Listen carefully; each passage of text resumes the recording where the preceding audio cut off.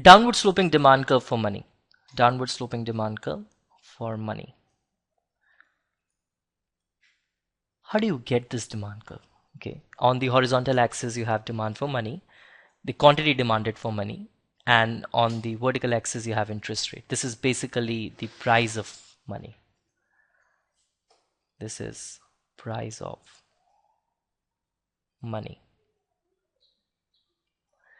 Now, demand for money is inversely related to interest rate. This you have already seen in your earlier recording, in which what you have found out that at the lower rate of interest, if you are a borrower, you can borrow more, and hence you can demand more money.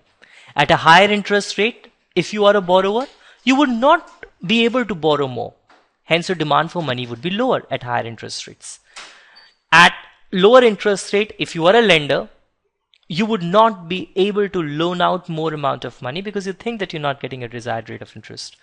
At higher interest rate, you will be willing to give out more cash or loan because you think that you're getting desired interest rate. So the relationship between the quantity demanded and interest rates is inverse, okay, is indirect, is negative. So you have a negative relationship at between the interest rates and the demand for money. So money as an asset doesn't earn interest. As such, money doesn't earn interest. The money in your pocket does not earn interest. You have to invest it somewhere in order for it to earn any interest. At lower interest rate, people will demand more money. Say for example, at lower interest rate, in case if you think about this, let me just pick up a proper line. At lower interest rate, this is a lower interest rate, and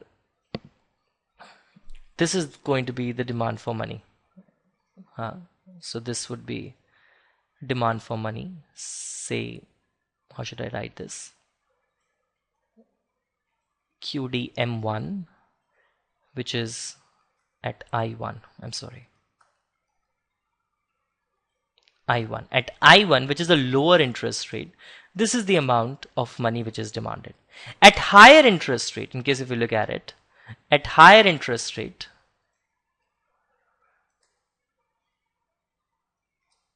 demand for money is less. This is demand for money, and this is your rate of interest. What is happening? At lower interest rate, people are demanding more money. When interest rate is I1, you're demanding QDM1. At higher interest rate, people will demand less money. At I2, people are demanding just QDM2. What is happening? At I1, story remains the same. At I1, suppose you are a borrower.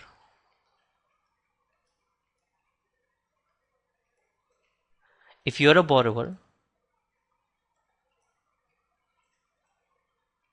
you can borrow more at lower interest rate.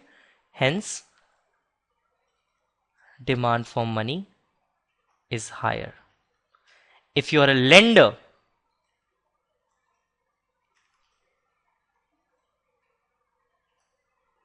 you will lend less.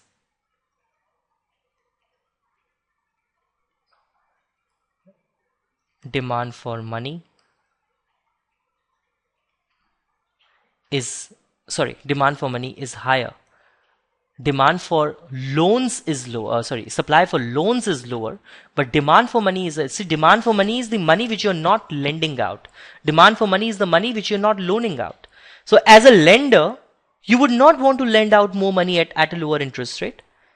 You will be keeping a lot of money with yourself. So demand for money is higher at the lower interest rate. Okay. What is happening at the higher interest rate? At the higher interest rate, let me use some other ink. At I2, what is happening? So when interest rate is lower, demand for money is higher. And this is what you have seen.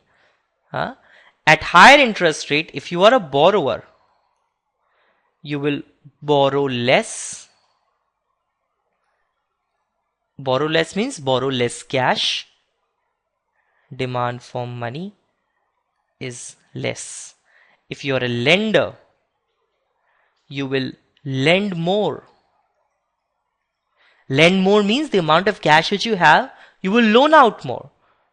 So you're not keeping a lot of cash with yourself. It means that demand for money is less. Clear?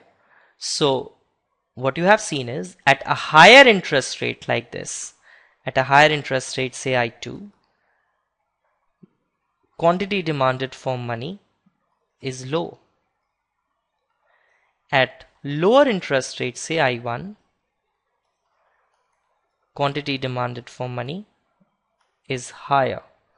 And because of this reason, you have a negatively sloped demand curve for money. So at higher interest rate, the opportunity cost of holding money is high. So people would want to hold bonds instead of money. At higher interest rate, okay, they would want to convert their money in terms of bonds. And there is a higher opportunity cost related to bonds, to money. In case if you are holding a lot of money at lower interest rate, that would mean that you are giving up the interest rate which you could have earned in case if you would have invested this amount of money into bonds. Similarly, at lower interest rate, the opportunity cost of holding money is less. You would not earn a lot of interest in case if you invest your money which you could have kept with yourself in bonds at a lower interest rate.